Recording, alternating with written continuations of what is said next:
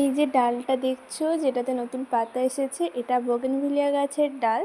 এতে 3-4টে ডাল বসানো হয়েছিল, তার মধ্যে 2টো ডালে খুবই সুন্দর পাতা চলে এসেছে আর গাছটা সুন্দরভাবে বেড়ে উঠছে।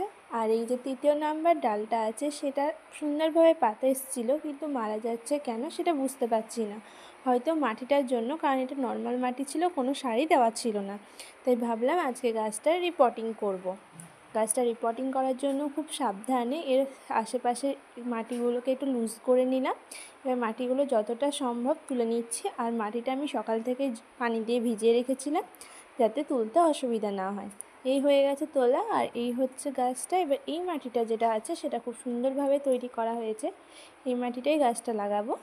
গাছটা লাগানো হয়ে গেছে, আর যে মাটিটা রয়েছে ওই গাছে ছিল সেটা শুকিয়ে আবার নতুনভাবে মাটি তৈরি করব।